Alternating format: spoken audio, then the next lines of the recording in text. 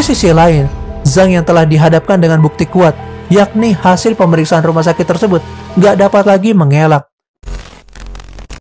Baru kali ini, Aari saja sambil nangis nih dan gak kebayang seperti apa hancurnya seorang suami yang dihianati serta anak yang udah lahir ke dunia harus nerima takdir yang sangat pahit banget. Terserah kalian mau bilang AA lebay atau gimana, tapi kasus tahun 2018 ini benar-benar bakal menyentuh hati kalian. Jadi pantengin terus ya videonya sampai habis. Tanpa berlama-lama lagi, langsung aja kita gaskan ke case-nya. Sebelum lebih jauh menuju kronologinya, kita kenalan dulu yuk sama Huang Songlin, seorang pria yang berasal dari desa dan memiliki keinginan besar untuk menggapai impiannya di kota besar. Seperti kebanyakan orang-orang yang ambisius, dia pergi ke kota Shanghai yang merupakan kota metropolitan dengan segudang mimpi dan harapan. Dengan kerja keras, Huang pun akhirnya berhasil untuk mendapatkan pekerjaan yang cukup stabil di Shanghai, hingga ia dapat menyewa rumah yang layak dan membantu kedua orang tuanya di desa. Melihat putra mereka udah cukup umur dan mampu bertanggung jawab, orang tua Huang pun mendesak Huang untuk menikah. Mereka bahkan juga mencarikan calon istri yang juga berasal dari desa mereka, yang juga bekerja di Shanghai. Namun orang tua pihak wanita yang hendak dicalonkan dengan Huang meminta mahar yang cukup besar, hingga lagi-lagi Huang harus menunggu dan bekerja lebih keras lagi untuk bisa menabung, sehingga ia dapat memenuhi mahar dari wanita tersebut. Namun nasib rupanya berkehendak lain. Pada tahun 2016, Huang dijodohin sama temannya dengan seorang wanita yang bernama Zhang Li. Disclaimer dulu ya, untuk fotonya Zhang Li ini pas AA cari nggak ketemu nih lor. Jadi kita gunain ilustrasinya aja ya. Pada dasarnya Huang sendiri udah mengenal Zhang, namun hanya sekedar saling menyapa. Ia nggak pernah terpikirkan bahwa dia bisa duduk berdua dengan Zhang Li dan mengenal Zhang lebih dalam.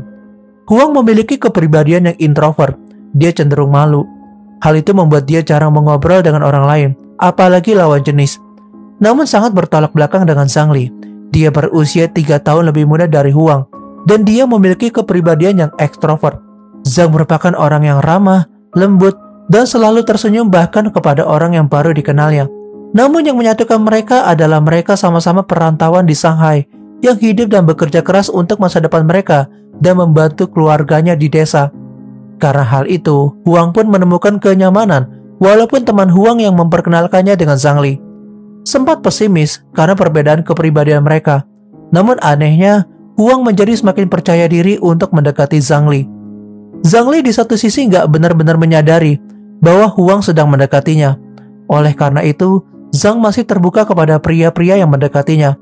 Hal ini membuat Huang yang pendiam hanya bisa memendam sakitnya dalam diam.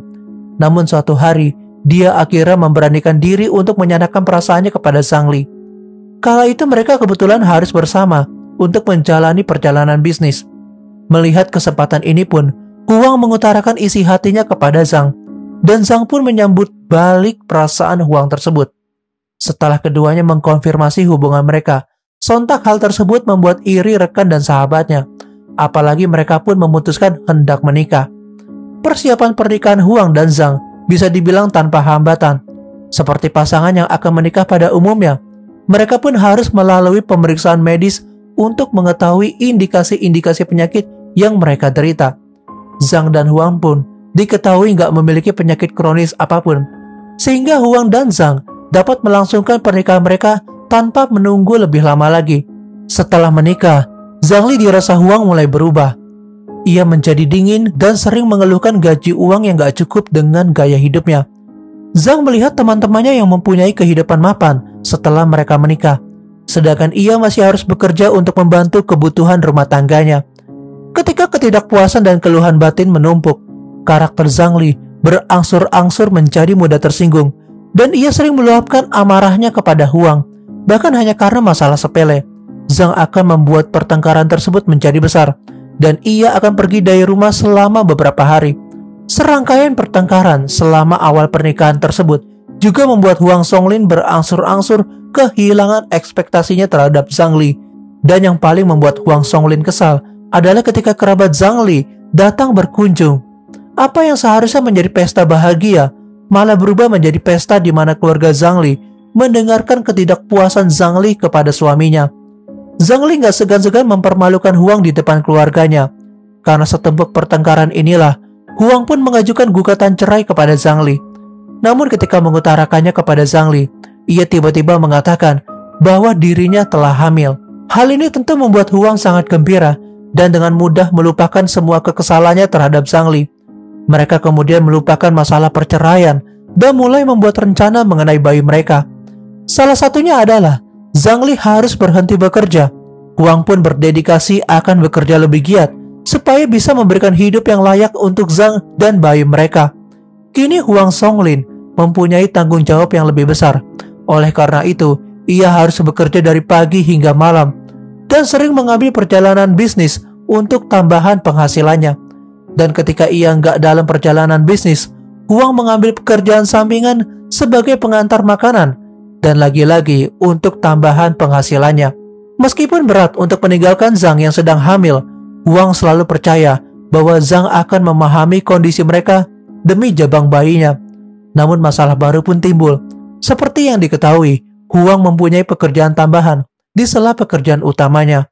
Ia sering gak di rumah untuk mengantarkan makanan pada malam hari setelah seharian bekerja. Dan setelah seharian bekerja dengan intensitas tinggi, Huang perlahan-lahan menjadi kewalahan. Begitu ia kembali ke rumah setiap hari, ia gak tertidur di tempat tidur. Hal ini juga membuat istrinya semakin hampa. Ketika bersama, mereka hanya melakukan rutinitas mereka, yakni makan, berhubungan, lalu setelah itu beristirahat. Gak banyak percakapan yang dilakukan oleh pasangan muda itu.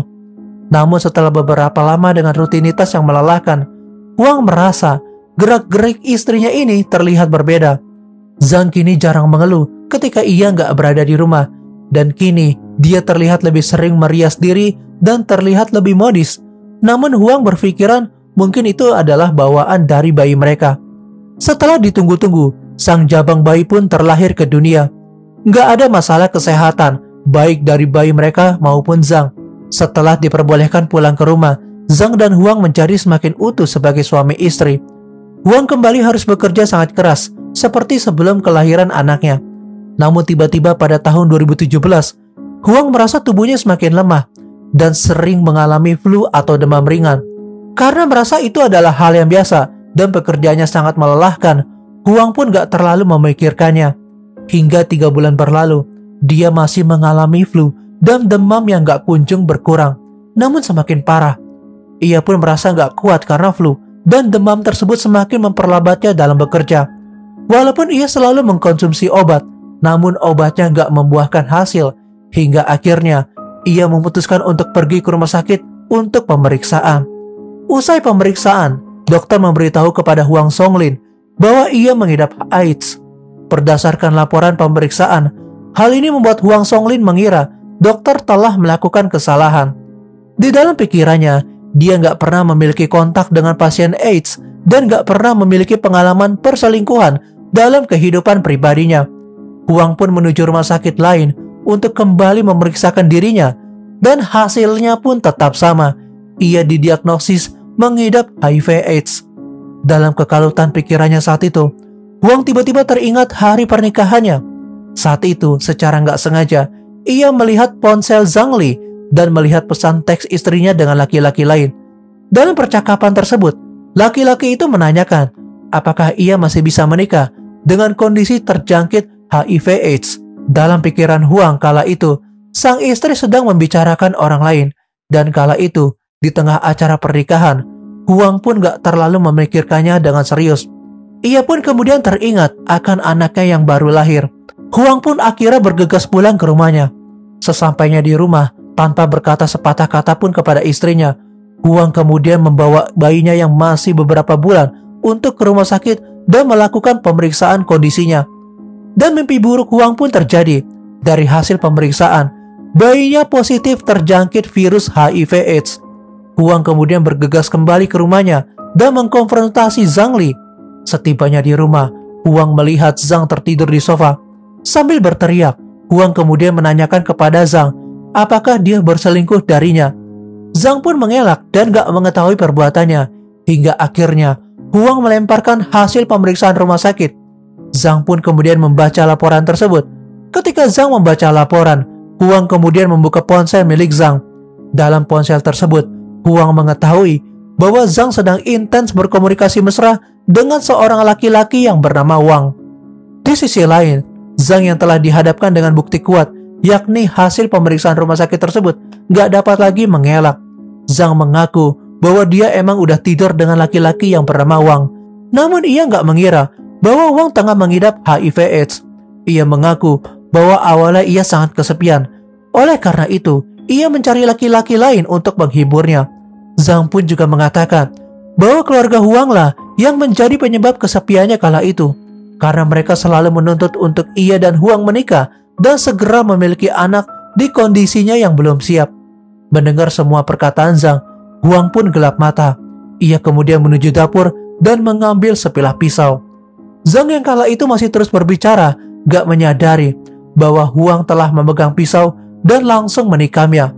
Huang menikam Zhang sebanyak beberapa kali, hingga Zhang pun roboh dan terbaring di genangan darahnya. Melihat Zhang telah berbaring, Huang kemudian memukuli Zhang yang kala itu kemungkinan sudah gak bernyawa, hingga akhirnya ia menelpon polisi dan melaporkan semua perbuatannya. Huang pun ditangkap oleh polisi.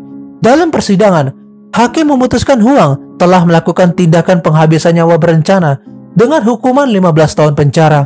Hakim pun menyayangkan dan menunjukkan kesedihannya terhadap nasib anak Huang dan Zhang yang masih bayi.